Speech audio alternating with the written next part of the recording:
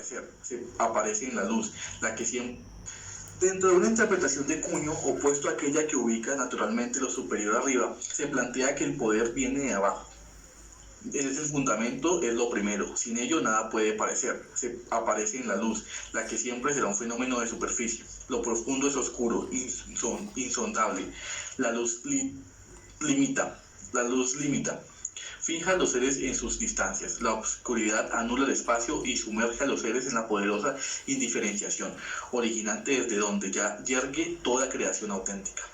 Hay quienes juran por el cielo, hay quienes juran por la tierra, hay quienes juran por la tierra y el cielo.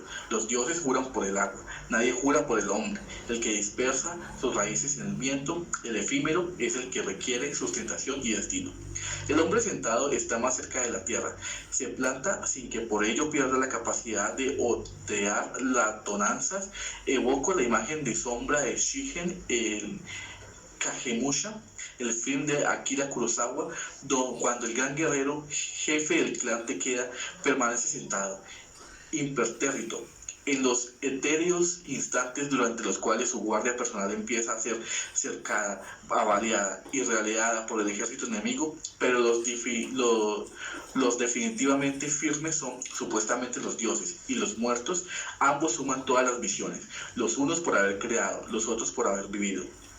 No es de extrañar, pues, que en las concepciones de los Huitotos y los Muinanes, los difuntos abuelos sabedores Nimairama, los verdaderos hombres, permanezcan sentados con el coqueadero de la gran maloca, el Nimairaco, ni que el abuelo del abuelo don José García lo hayan enterrado sentado, ni que las culturas avialarenses, especialmente las caribeñas, hayan creado tantas variaciones del asiento mortuorio. Para tal caso que nos ocupa la representación del hombre sentado, tal como aparecen los grabados rupestres de la región Guaymaraya, arriba del Araucará, del río Caquetá, la razón por su masiva presencia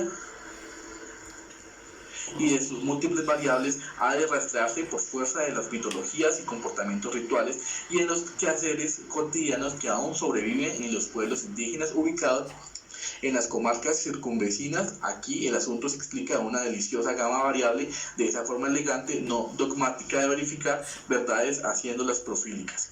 El marco mítico y ritual, Huitotos, subtema. El marco mítico y ritual, Huitotos, Muimanes y Ocaínas.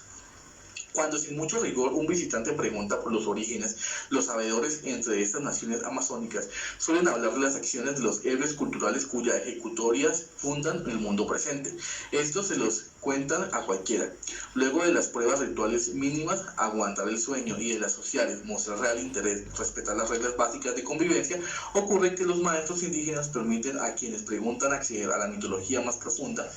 Es en esta se dan los mitos cosmogónicos que hacen que Demiurgo, el que interpola un cosmos sujeto a destrucciones, recreaciones y reordenamiento. En una etapa más honda aparecen las acciones de un padre creador, quien con alta frecuencia se confunde con su hijo, el demiurgo. El padre creador sueña su obra, el padre del hijo es hacer visible lo soñado, darle concreción.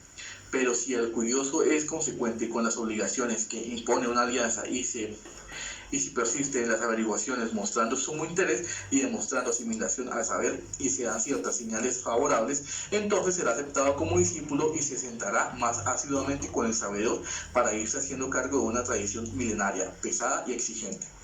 Para lograrlo ha de pasar por los ritos estrictos de purificación y potenciamiento, los cuales le permitirían ser aceptado sin correr peligro por las formidables fuerzas que sustentan al mismo Padre Creador, y por fin podrá entrar de lleno en la intelección de los símbolos que hablan del fundamento primero, la fuerza creadora, visualizada con la figura de Mater Generatrix. La secuencia anterior no está presente en todos los dueños actuales de tradiciones. Se requirieron muchos años de investigación por parte de varios estudiosos del asunto para vislumbrarla, y no todos ellos estamos de acuerdo, por cuanto quedan muchos interrogantes por resolver. No se ha de perder la vista de que la tradición amazónica llega fragmentada en extremo y drásticamente reducida. Los traumatismos ocasionados por el régimen del terror que introdujo la civilización occidental al convertir a los indígenas jóvenes y adultos en mano de obra esclava y al asesinar sistemáticamente a los ancianos sabedores, núcleo de la resistencia contra el vasallaje, hizo perder la continuidad y coherencia de muchos corpus de tradición oral. La pérdida continuada de obras de otras religiones ha afectado una profunda labor de Zappa. La tarea de rescate implica una delicada y urge arqueología de la palabra mítica. En la tradición huitota, sustentada por el reciente extinto abuelo Enokagi, gente de Mafafa Roja, y por el abuelo Muinane Chumugio, gente de Gusano, la madre generadora es equiparada al agua primordial. De su fondo brota una burbuja que al ascender y hacer eclosión en la superficie da lugar al padre. De esa cópula inmensa surge el hijo. La madre hará depositario al progenitor de las palabras y el poder. El hijo ha de sentarse junto a su padre para recibir las palabras. Una vez asimiladas podrá recepcionar en el momento oportuno el poder, encerrado en el banco ritual, y la autorización para usarlas en beneficio de los futuros hombres. Pero el hijo no se sienta al tiempo requerido, recibe las palabras pero no el poder, las usa mal, lo que hace que no se materialicen y finalmente termina por perecer al no ser capaz de contener en la obra las fuerzas que ha convocado con las palabras aire. A continuación, la madre resucita al hijo y procede luego a exigirle en forma perentoria a su consorte cumplir el cometido. A la postre, el hijo se sienta con propiedad, recibe bien las palabras y el poder y puede así materializar el primer mundo. A continuación se transcribe un fragmento mínimo de los largos mitos en que reposa esa tradición. Está tomado de la monografía de grado inédita de Blanca de Corredor. El narrador fue el abuelo Enoyaki. La madre existía cuando nada existía, nada, solo ella. Ella es aire, es agua, es conocimiento. Ella es la madre del agua que burbujea, y este vapor salido de las profundidades fue el que en un momento dado ella engendró, y fue esto quien llegó a ser el Padre Creador. Esa madre existe antes que nada existiera. Fue ella quien calladamente dio el primer suspiro, para que de allí y de esa burbuja naciera el Padre Creador, el Padre Unomarai. Por ella, por nuestra madre, comenzó la creación, porque ella engendró al Eterno, y por eso cobró vida nuestro Padre Creador, Unomarai, porque al engendrarlo, lo engendró todo. Y él se sienta como una nube por encima de nuestra madre, sustentado por ella, pues ella quien lo sostiene. Ella se sentó abajo, en la punta del mundo, y Unomarai, de su aliento, de su voluntad, de su pensamiento, exhaló como un hilo y por él subió y quedó arriba del mundo. Eso es lo que un hilo de araña de la respiración del Padre y de la Madre. Y el Padre engendraron a su hijo Aniraima.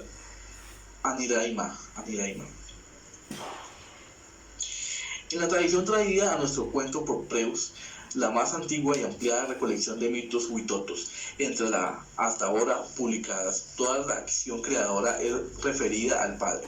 De haber sido Preus menos afanoso, su trabajo de campo solo duró 3 meses, a lo mejor hubiera tenido acceso a las mitologías de la Gran Madre, pero bien pudo suceder también que Ria Sechwe, su sabio maestro en la tradición huitota, perteneciera a una línea tradicional en la cual las cosas solo venían así, como las dijo, sin otro estrato más fundamentado. Es tan bella la versión hecha al castellano por Gabriel Peterson y Vigdigma Eudosio Becerra, que amerita transcribir al menos su comienzo. En el original los renglones van seguidos. Era la nada, no había cosa alguna.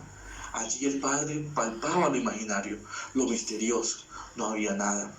¿Qué cosa habría? Naimanea, el Padre, en estado de trance, se concentró, buscaba dentro de sí mismo.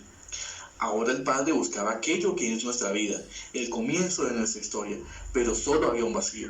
Intentaba palpar el fondo de la nada, atarlo con ayuda del hilo soñado, pero todo era vacío.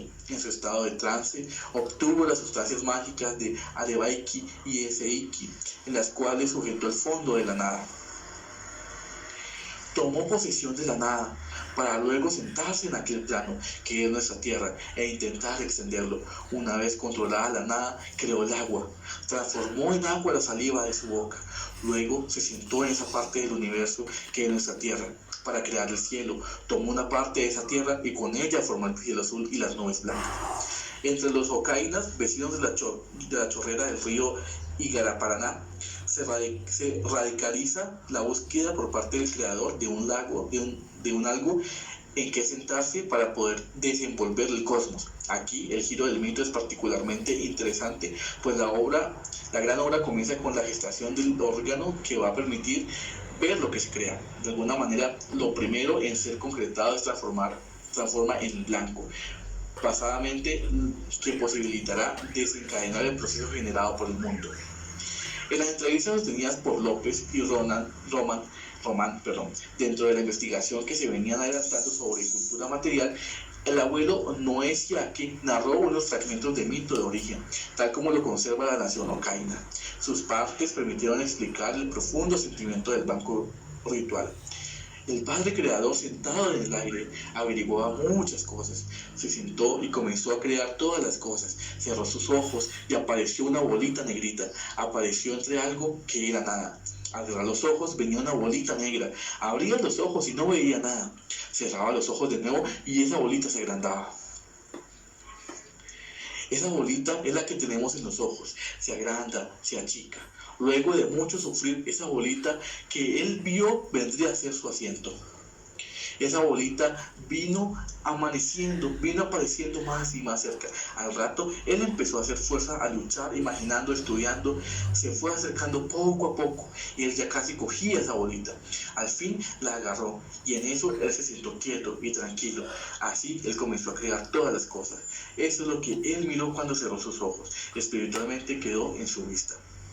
Años después, al final del curso para capacitación de maestros indígenas, La Chorrera, Río Igaraparaná, en 1995, tuve la oportunidad de dialogar con el abuelo Siaque, complementé la información al respecto. Resta decir, aprovechando los anteriores fragmentos míticos, que es la poesía de una de las sendas que mejor permite el acceso al mundo arcaico.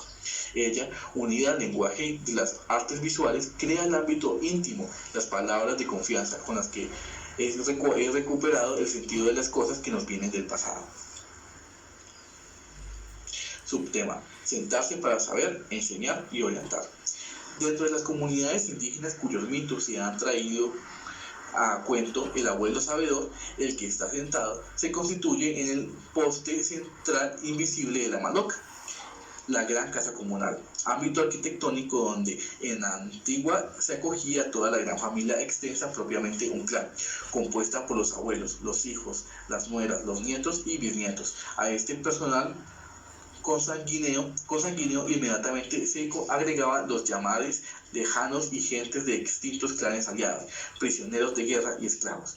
Todos se colocaban bajo la protección del sabedor en un triple sentido: material, social y cósmico. Lo primero, por cuanto la maloca funcionaba como unidad económica de la cual dependían los huertos cultivados en sus vecindades y una serie de territorios de caza, pesca y recolección, bases de la subsistencia.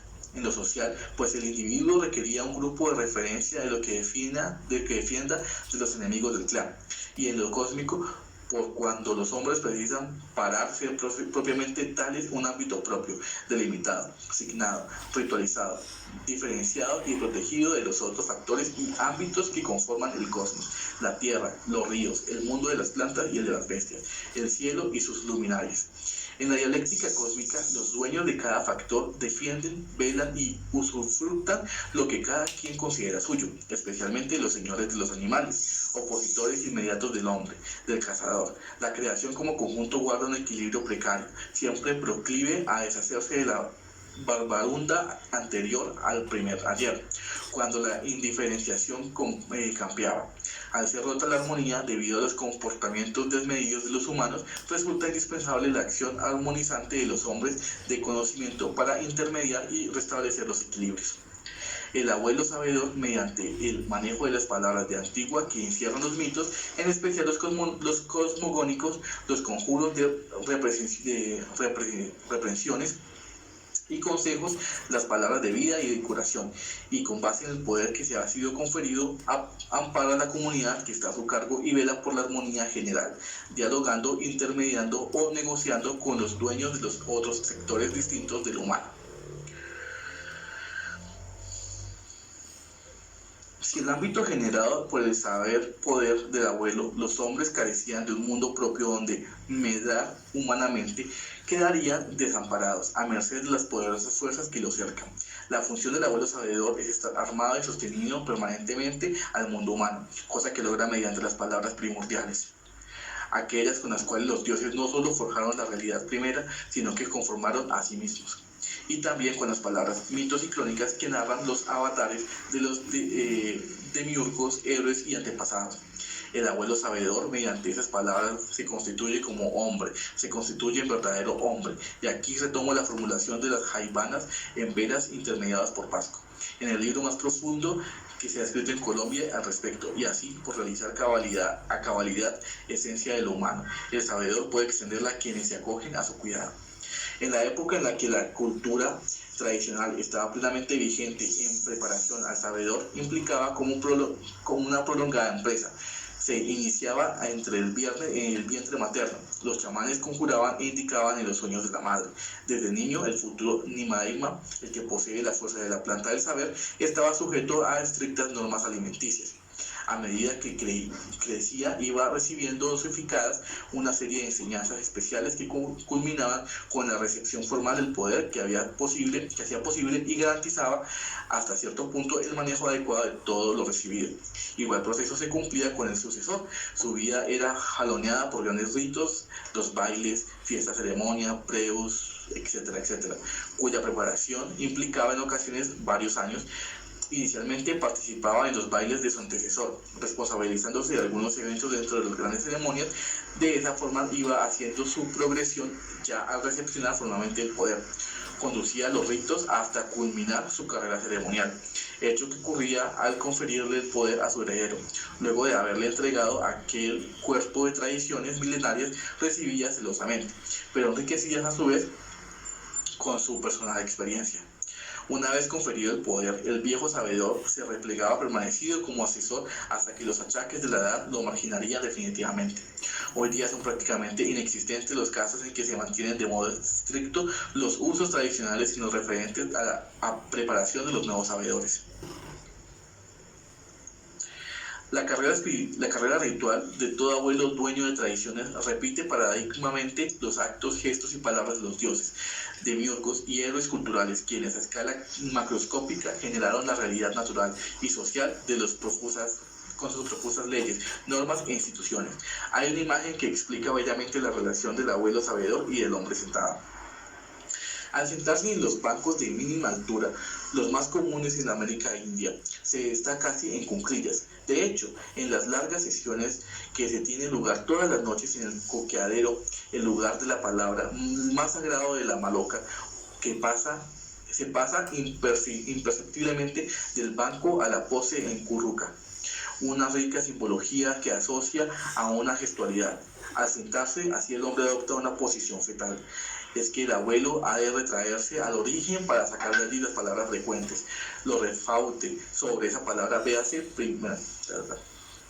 En el coqueadero, lugar donde se prepara y consume ritualmente la coca, no la cocaína, hay una pequeña cavidad en el piso. Es allí donde se queman las hojas secas de yarumo, cuyas cenizas serán envueltas con el polvo de las hojas de coca que han sido previamente tostadas y piladas. La mezcla es cernida con una talega, se consume el polvo fino por vía oral. Cerca de dicha cavidad se ubica el abuelo, que preside el rito nocturno. Esa oquedad simboliza el útero de la madre primordial, a que él vuelve simbólicamente las labores diurnas, mediante el accionar de las gentes que lo escuchan. Así, él aparece como el recién engendrado y nacido, lleno de poder, de origen, que le permite a su vez engendrar y crear, repitiendo a escala cotidiana el paradigma del padre y el hijo primordiales. Se ha de tener en cuenta que la maloca es un ícono del Mater Generatrix y a su vez un microcosmos. Representa el universo de su estructura espacial. Su construcción repite la cosmogénesis, corredor. En la relación con el banco ha de tenerse en cuenta los materiales utilizados. En algunos mitos se habla de bancos de piedra. Es probable que la arqueología dé con ellos, pero de que prima la tradición oral es el banco de madera, que también en la actualidad hay grupos como los macunas, quienes el banco le constituye un ícono de suma importancia. Su hechura y utilización está rodeada aún hoy día por complejos rituales. Entre otros grupos se sabe que tuvo un puesto preferencial en la utilería asociada al coqueadero, pero en el presente ha perdido su importancia hasta el punto de ser infrecuentes. La función que cumple cualquier trozo de madera. Entre los grupos que no le dan importancia práctica en la actualidad figuran los huitotos y huinanes. No obstante, hasta hace pocas décadas el banco era un utensilio tan clave que cuando se introdujo en el hacha metálica, elementos que partió en dos el devenir de los pueblos amazónicos, esta servía de asiento al abuelo, dueño de la maloca. Así figura en el mito Amenayo, narrado por el abuelo Noé Rodríguez de la nación Huinane. En la Amazonía, cuando se sigue la tradición, los bancos rituales se confeccionan con madera muy duras, denominadas genéricamente palos de corazón, pertenecientes al mismo taxón en el que entran las especies arbóreas de donde se extraen los grandes postes de las malocas, las inmensas casas comunales. Esos postes con frecuencia son reutilizados en la construcción de nuevas moradas. Así se convierten en símbolo de la conexión que debe existir entre la realidad destruida y la nueva forma. El mito huitoto de la reposición del mundo luego de ser aniquilado por el diluvio del agua hirviente habla de cómo el nuevo se hizo posible gracias a la permanencia de unos palos de corazón. Ellos crean el vínculo entre el periclitado y lo que comienza a ver vigente. Respecto a estos palos de corazón y un simbolismo transcrito, a continuación fragmentos del mito huitoto narrado por el abuelo Huinane José García. Se trata de un relato cuyo tema central es el origen del tabaco, elemento indispensable para rehacer la humanidad y la cultura que han ido aniquiladas por el diluvio de agua hirviente, la catástrofe cósmica causada cuando un héroe pícaro, Quechatoma, el tuerco, compañero del fundamentoso Jitoma del sol, atenta contra la esencia tuétano de un animal. En este mundo no había nada, ni selva, ni serranías, y tampoco nosotros los hombres habíamos aparecido hasta el mundo solo y triste. Entonces, por mandamiento de Dios apareció Huinaima. Él buscaba por todos los rincones, después que había pasado el diluvio, decía: ¿a quién podría preguntar? ¿Con quién podría hablar? Pues yo soy hombre, yo soy brujo, yo soy poderoso, yo soy el que conoce a Dios. ¿Quién habrá que me responda? Así andaba por el mundo, no había hierba, no había nada, apenas estaba mermando el diluvio, enfriándose el agua, y él continuó andando, escuchando, preguntando, conversando consigo mismo. A nadie encontraba, nadie contestaba. Entonces apareció una mujer en medio de la playa, que formó a bajar las aguas. Era una isla seca, en medio del mundo. Allí se formó una mujer, era sapo venenoso, pero en ese tiempo era gente, era como sirena. Ella cantaba solita y ese hombre andaba escuchando, poniéndole atención, pero nada oía, ni mosco ni zancudo, nada, ningún animal hablaba. El hombre andaba lleno de tristeza. A medianoche oía cantar a ese sapo. Entonces él caminaba y caminaba y caminaba, descansaba un rato y luego otra vez caminaba y caminaba, y al otro día ella cantaba nuevamente en medio de la noche. Él seguía acercándose, llevaba 3 días de camino, día y noche, buscando quién cantaba en medio de la noche. Por fin llegó al lugar donde cantaba esa mujer. El hombre, al verla por otro lado del agua, se puso muy contento. Dijo: yo vine para ver si quieres ser mi compañera, para ver si me quieres acompañar en este mundo. Ven donde yo estoy. Y así respondió la mujer: ¿cómo es que yo, siendo mujer, debo ir a buscarte? Has de ser tú, por ser el hombre, quien deba venir a buscar a la mujer. Entonces Huinana dijo: pero ¿cómo voy a pasar? Está rodeada de agua. Y la mujer replicó: es que no vas a encontrar ahí donde está una rama, un bastón, algún resto del mundo destruido. Coge unos palos de corazón, una rama, y golpea con ella el agua. Verás que ha de quedar como un camino. Así lo hizo. Por ese sendero corrió Huinana y llegó por fin donde estaba ella. He de dejar sin comentar con suficiencia esta interpolación bíblica que nos recuerda de inmediato al episodio de cruce del mar de las Cañas, un pantano por parte de los israelitas a cuyo frente iba Moisés, portando un bastón de poder. Diré al menos que se trata de una lectura abiyalense del paisaje del Antiguo Testamento, el cual queda incluido armoniosamente dentro de un mito amazónico porque este tiene la capacidad de acogerlo estructuralmente. De lo que se trata es de destacar el poder residente Cratofania de un madero. A fin de cuentas, los dos sirven para inaugurar los nuevos mundos, el de la tierra prometida al final del Éxodo y en el mundo renovado y confirmado por la acción demiúrgica del héroe cultural Buinaima. En Antigua, entre algunos clanes huitonos y muinanes, los bancos estaban sujetos a una cuidadosa elaboración que daba como resultado cuidadosas tallas de madera con representaciones de ciertas bestias, entre las que figuraban especialmente animales cavadores. En ese mismo simbolismo se reporta Rachel para los túcanos orientales. Se trata de animales tales como el armadillo o el oso hormiguero, que escarban la tierra. El primero se profundiza. El comportamiento de esos animales vehiculiza el pensamiento lógico del concreto para visualizar eso de ahondar en el conocimiento, de ir abajo, sacar lo esencial. Para los huitotos y los muinanes, conocer equivale a sacar del fondo. Con el remozamiento cultural que se está dando en algunos grupos huitotos y muinanes, efecto de la concientización y aplicación de las nuevas constitución política, lo cual se manifiesta en la profusa construcción de malocas, comienza a darse un renacer de los bancos. El banco es visto como el asiento, fondo, recipiente, sede, fundamento de la tradición ancestral.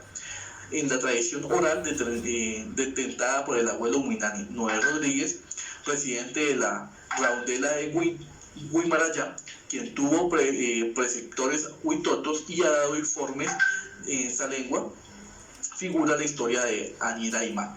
En ella tiene lugar un episodio muy significativo en relación al asunto que nos ocupa.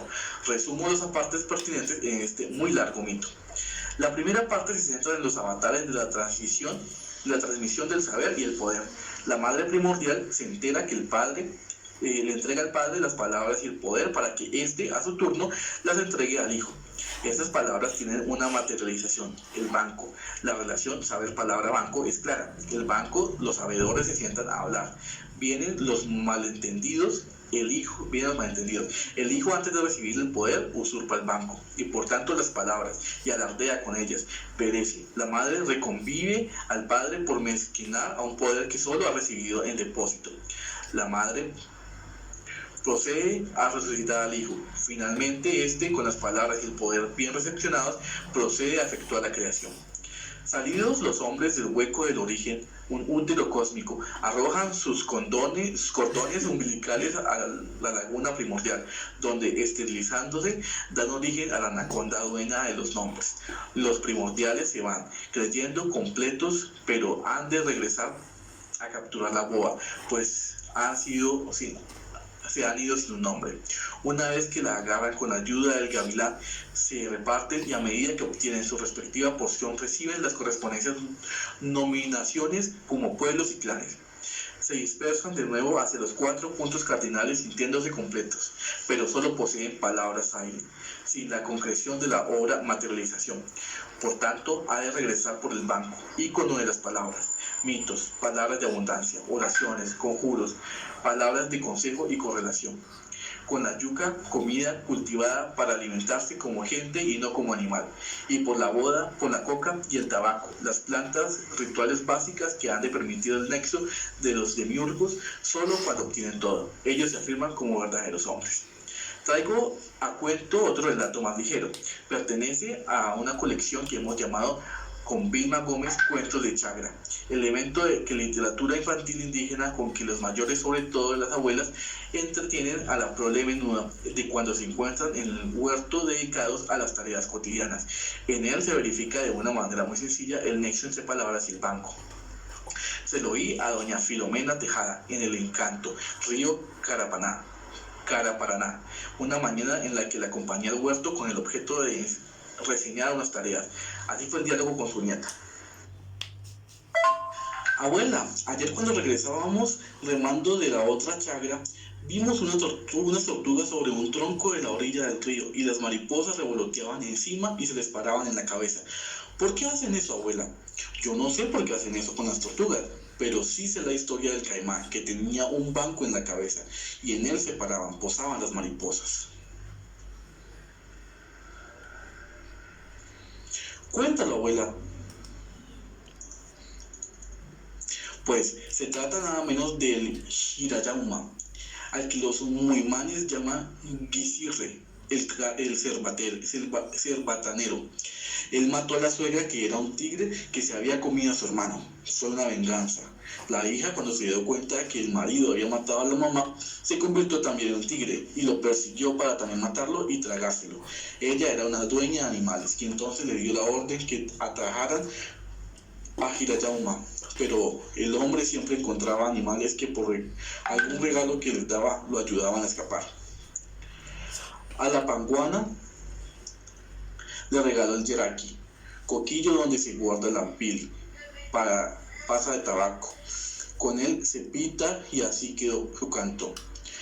Al caracol le regaló la espiral, que es la figura que con el padre pensó la creación, y así quedó su caparazón.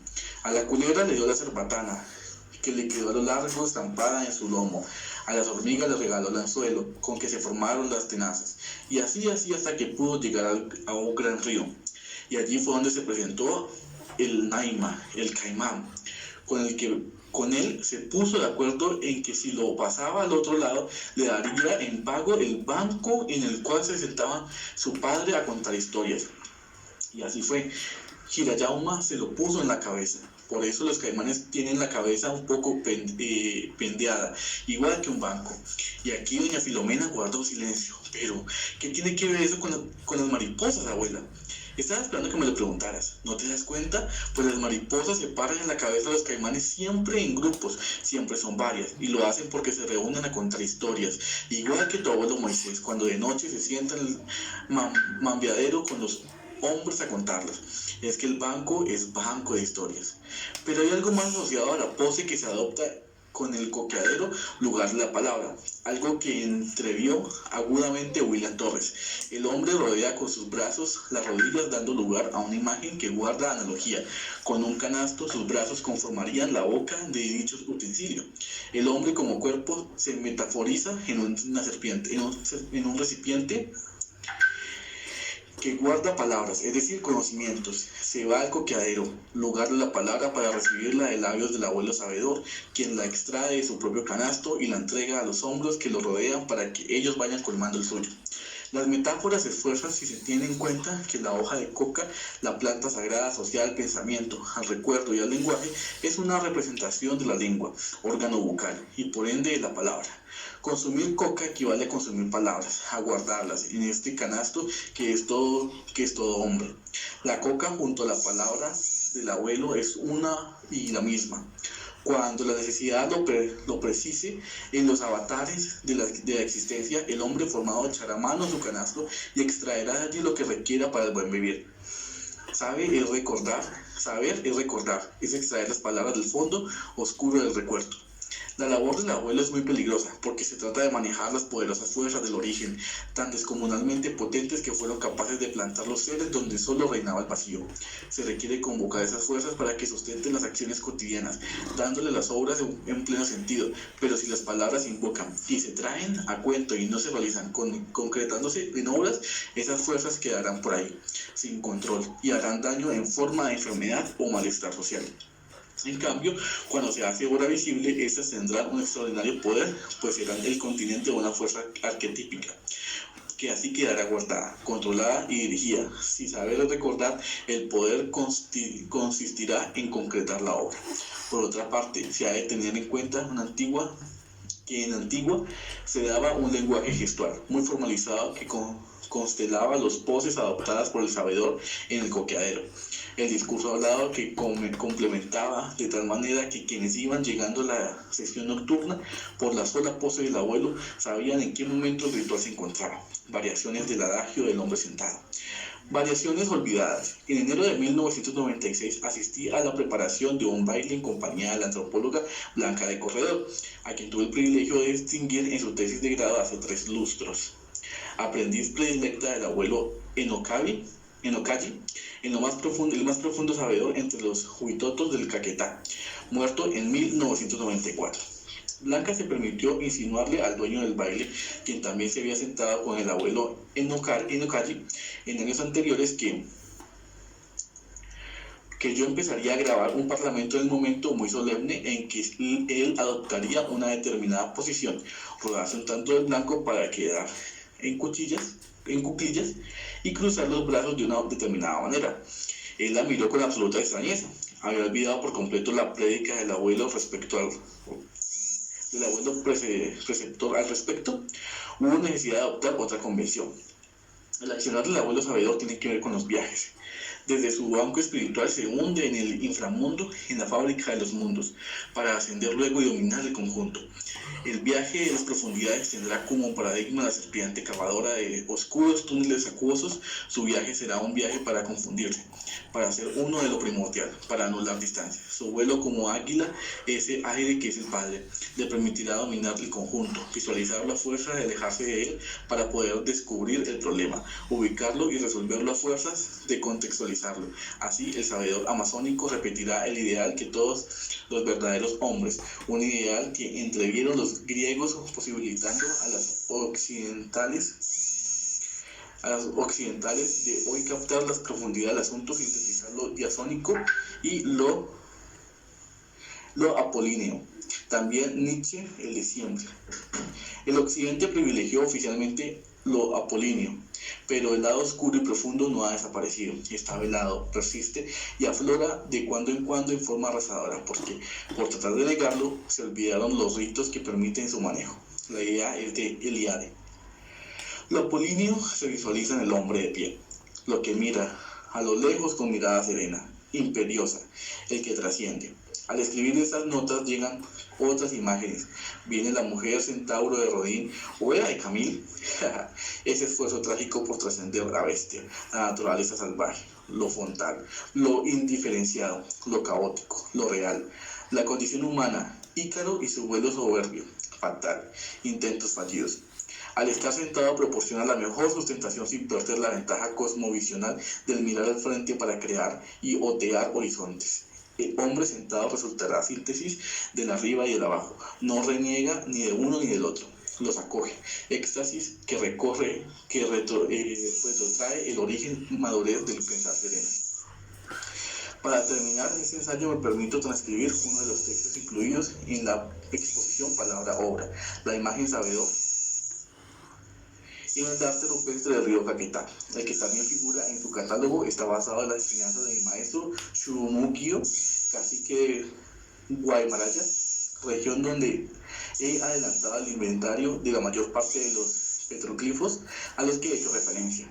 Para una plena intelección de este texto, hay que decir que en el acto de aprendizaje ritual, el discípulo se sienta frente a su maestro y suele acompañar el discurso del preceptor repitiendo las últimas palabras de la frase. Se torna su eco. El padre sentado entre el silencio maduraba silencios. Aún no se inventaba ni el trueno, ni el murmullo del viento entre las hojas, ni el rugido del tigre, ni el grito de las águilas, ni la voz como espina del zancudo. ¿Con quién puede hablar el Dios? Entonces vio su sombra. Estaba allí sentada. Se inventó la palabra y el eco respondió. El eco es la sombra del sonido. Yo tengo compañero, exclamó el padre. Fue así que los hombres nos formamos. Por eso nos sentamos frente al Padre y cuando el ritual, la voz se eleva, repetimos sus últimas palabras. El verdadero hombre concreta de la fuerza que se sentó para hablar.